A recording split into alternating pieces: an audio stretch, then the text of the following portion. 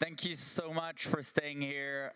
Lunch is right on the way after Dyma here is going to present to you all things cybersecurity. So Dyma, please take it away. Let's give Dyma a round of applause. Thank you so much. Thank you.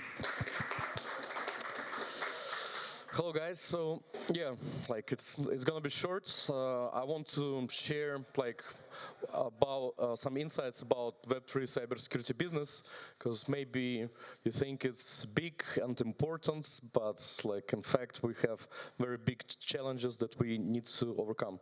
So my personal experience, I started as the Deloitte guy, like spent there 8 years, and now I'm trying to build crypto Deloitte called Hacken. Also, I'm co-chairman of Ethereum Enterprise Alliance, which unites like most of the companies, and we are building the standards, and also VP of Blockchain Association of Ukraine. Hacken worked with almost all the brands in the industry from 2017. It's easy to say with who we don't work, and yeah, like we have services, products, and a lot of different stuff. So yeah, everybody heard that we have a lot of crypto hacks, scams. The number is quite big. So you see it's like billions. What is your guess how big is the market size of Web3 security? Like any guess? Tell the number. Like how much companies are spending in total per year for Web3 security? Any guess? No, it's just 300 million market. So we are hacked every year for 4 billion, and the companies are spending just 300 million.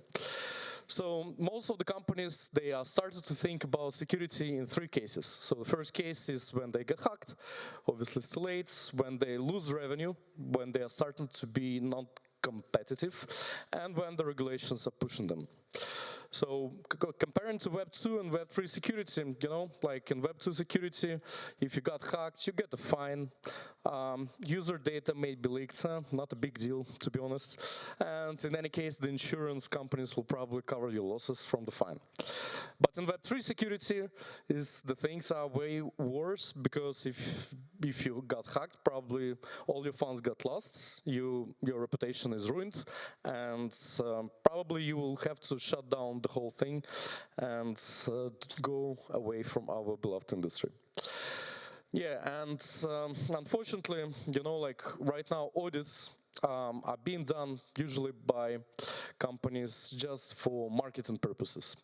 So when the CoinMarketCap introduced like the badges, like it's you know, like audited project, not audited project, it gave a boost to our industry. But in fact, the companies are coming to us, like a lot of companies, just for a small scope. So they have a huge DeFi protocol, but they are asking us to audit just the ERC20 contract. And that's according to our analysis in Q1, like only 1% of the hack projects in this period of time did have a relevant audit. And the next slide is the table, like the Bible of Web3 security guys, is the rec.news. If you don't know this website, I really recommend to visit it, because it's written in sarcastic manner, and it's fun to read about the hacks. And as you can see, most of the projects, they are either unaudited or like the audit is not relevant. So the fact too that I was saying is that when the projects are starting to lose revenue, and this is how we like basically build our brand. So we created the website when we started to put all together information about cryptocurrency exchanges security.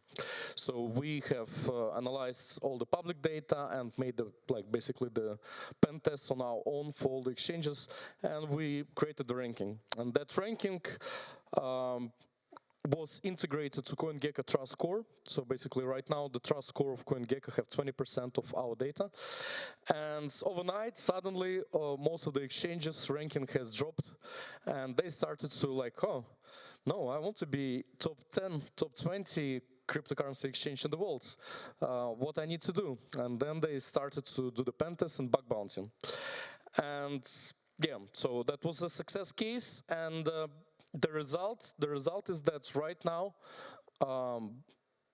most of the exchanges are doing regular pen tests, bug bounty, and we see way less exchange hacks comparing to 2019, 18, 2020.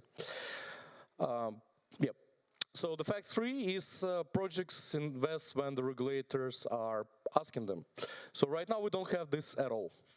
And one of the reasons, like when you read the Mika is saying, like, you have to do all your best to make your project secure. You have to protect user funds, and you have to make disclosures. And that's it. This is how Mika saying about security right now. And the reason why, because they just really doesn't know how to advise projects, like what they need to do. They just doesn't know. They don't have skilled people. They don't have tools. Like, there is no tools how to monitor the project security. And the regulator also,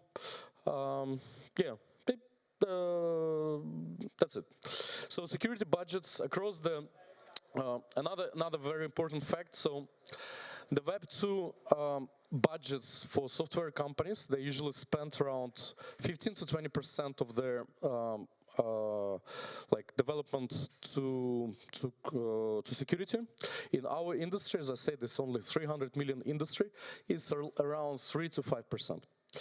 And again, why we have such a big number in Web2 security is because SEC at some point they decided we want to have cybersecurity unicorns in Silicon Valley, and they started to create legislation when they put a big pressure on all the software companies to install CrowdStrike, Palo Alto software to be compliant.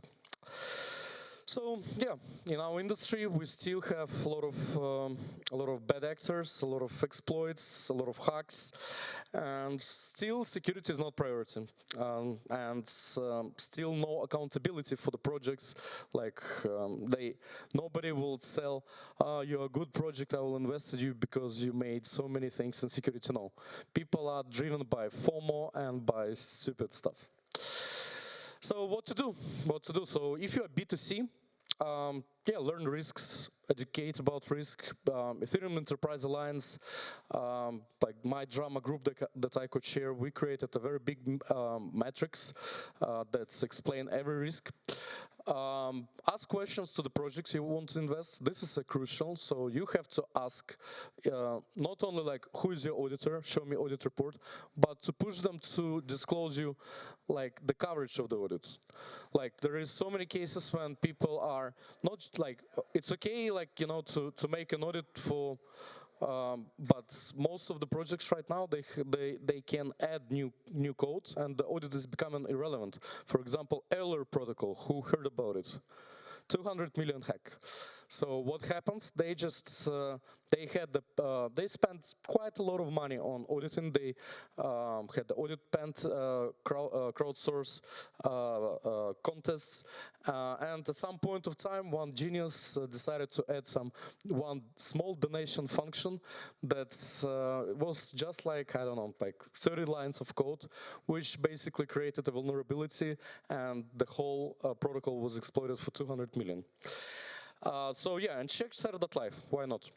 We are trying, like it's our pro bono project, this is how we try to build the industry. We are trying to collect the public data so that you can verify your project security. And if you're B2B, the best you can do is collaborate with regulators. So basically come to them and speak with them what reporting disclosures we need to do in order to be compliant. As I'm saying, regulators doesn't know, but only like step by step, only through experience you can basically define what will be the future reporting disclosure for cybersecurity.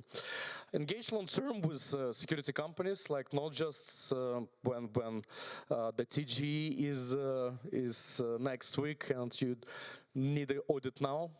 Engage from the day zero, because they can consult you how to make the audit cheaper and more efficient and faster. And plan that in future you will have to pay way more on cybersecurity. It's inevitable. So plan the budgets like at least 3 times more. Hacken, our strategy as Hacken is to work with regulators as well. So we're working with European Union sandbox, but our biggest bet is on Abu Dhabi. ADGM is the regulator of MENA, let's say the main regulator of MENA region, and they are risk takers. So with them, we are collaborating in order to provide them technical due diligence service, basically outsource. We're building tools for the projects that are licensed by them to monitor and all the security activity. And of course, to create some new important standards. So for example, one of my dreams is and my goals, let's say like this, is to put a very strong push on all the tokens that are listed on centralized exchange, and in the way that exchange is responsible for tokens that are listed there.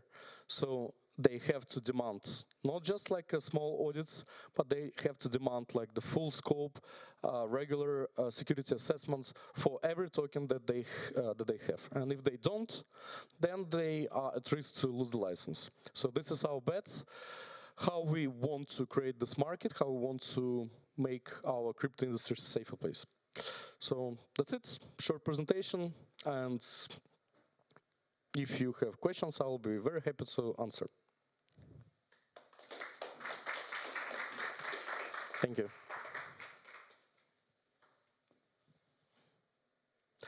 If not, that's fine. I'll be around and hope to chat with you later. Have a good lunch.